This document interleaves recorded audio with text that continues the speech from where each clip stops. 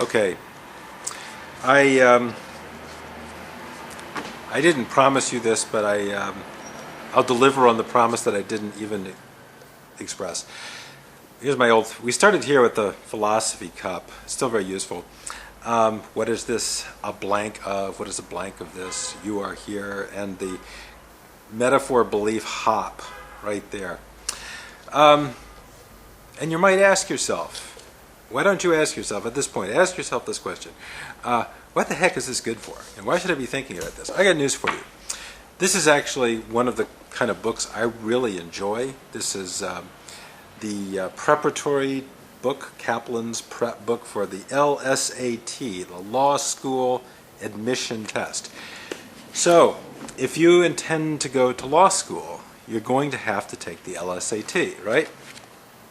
LSAT, I would say, at a level of adult intelligence, is a fairly challenging test if you know how to do it, if you know the method for doing it, and you're well drilled and well educated in how that test works. It's not that hard, but it's pretty tough. It definitely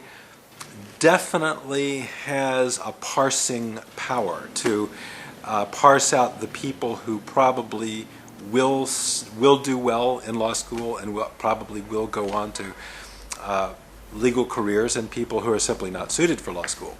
And you might think, well, gosh, what's that all about? The LSAT is different from all the other tests because it doesn't test pre-existing knowledge, okay? For instance, if you were going to take an advanced placement test or a graduate GRE test in a specific field to say, yes, you are competent in the knowledge of, as you're leaving your undergraduate studies and you take your test that will qualify you for graduate admission to psychology, economics, physics, you name it, a business school, those tests tend to be tests for specific knowledge. I don't think that the business school is so much so, but all the other specialized disciplines are. The LSAT, the Law School Admission Test, if you in the United States of America, I think it's the Law School Admissions Council, decides on what the certification requirements are. Actually the qualification requirements are for even getting into law school, and it's a pure process-based test. That's what's beautiful about it. It does not test pre-existing knowledge. It tests your ability to solve reading comprehension problems and logic problems and similar problems. And the core thing is that it is a form of philosophy basketball. So if you really understand philosophy basketball, getting the LSAT prep book will make all the sense in the world to you. And you go, oh my God, the LSAT is a total scope and category test. It is testing for your ability to make scope assignments and categorical assignments. That's fundamentally what it's doing. It's scope and category. So that's very fascinating to me and interesting, and I think it's of economic use to people to know that if you want to go to law school, if you want to be admitted to a law school, especially a really good law school, a competitive law school that has very high bar for admissions, you certainly would be well advised to have a full appreciation of scope and category before you even sit down and begin to go through the prep book. I like this book a lot.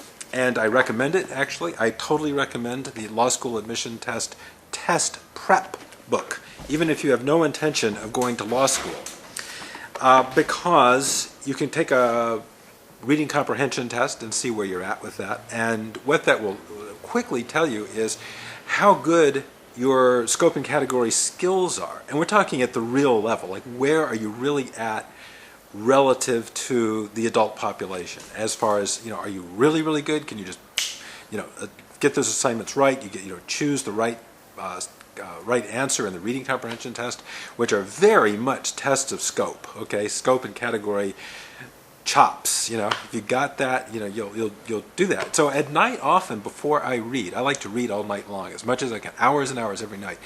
Before I sit down and read, I like to go through the LSAT prep book and do a few puzzles, take a few of those answers and just run through a few of those things and kind of warm up my smarts about scope and category assignment. And I find that when I go to read whatever it is I'm reading, my my way of reading, my process of reading, and the care and skill and precision with which I'm reading goes up clearly a quantum step, because I've kind of already warmed up my sensitivity and my awareness of how scope and category works. So we can work on it that way, or we can take a very new code, very physical approach like this, game and really think of it and work it into body encoding, which will help us get there in other ways. But this is real stuff, and this stuff is real stuff with real major payoffs in the real world, where lifetime careers and the kind of money you're going to make and the kind of life you're going to live are very clearly determined by getting this stuff and getting it well. Ain't no joke, man, so get jiggy with it.